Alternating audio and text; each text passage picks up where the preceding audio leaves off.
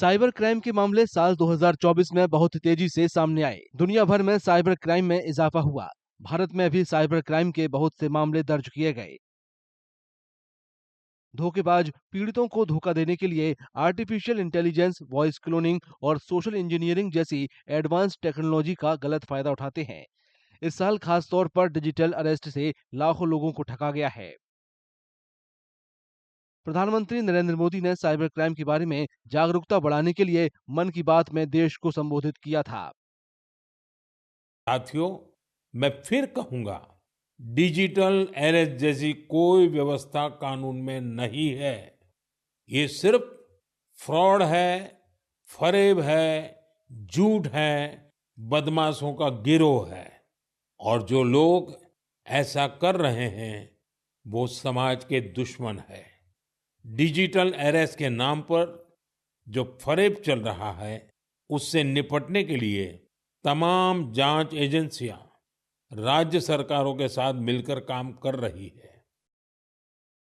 सबसे खतरनाक मामलों में से एक एआई वॉइस क्लोनिंग घोटाला था, जहां धोखेबाज पीड़ितों के परिवार के सदस्यों या दोस्तों की आवाज की नकल करने के लिए एआई तकनीक का गलत इस्तेमाल करते हैं। डिजिटल अरेस्ट में फंसे लोगों को जल्दी से जल्दी मनी ट्रांसफर करने के लिए मजबूर किया जाता है। डिजिटल अरेस्ट के मामलों ने बुजुर्गों में खासी दहशत पैदा कर दी है, क्योंकि अब कई सीनियर सिटीजन ऐसे मामलों में फंसकर करोड़ों रुपए गंवा चुके हैं। AI now begins to start playing a game changing role as far as cybercrime is concerned. AI has come as God sent gift to cyber criminals because AI can now be used extensively for the purposes of committing various cyber crimes, for the purposes of making people vulnerable to and target of various kinds of cyber crimes. So, in a number of these cases, we are now beginning to see how AI is being used to come up with the digital fakes, with deep fakes, with all kinds of false information. 2024 के पहले 9 महीनों के दौरान cyber crime की वजह से 11,333 करोड़ रुपए की धोखाधड़ी के मामले दर्ज हुए।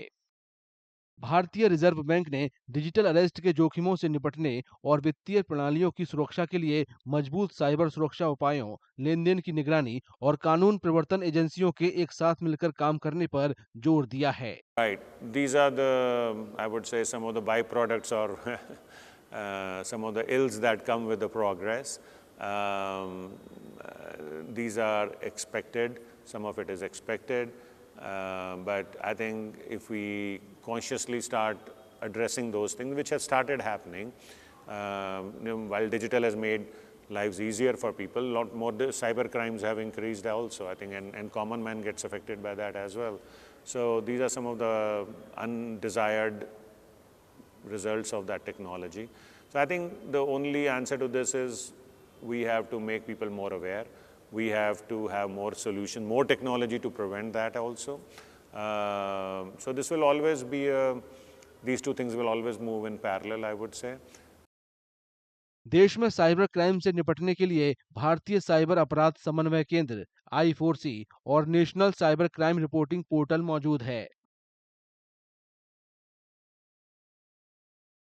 अगर आप ये वीडियो YouTube पर देख रहे हैं तो हमारे चैनल को सब्सक्राइब करें और बेल आइकन को दबाना ना भूलें। अगर आप Facebook पर ये वीडियो देख रहे हैं तो हमारे पेज को लाइक करें।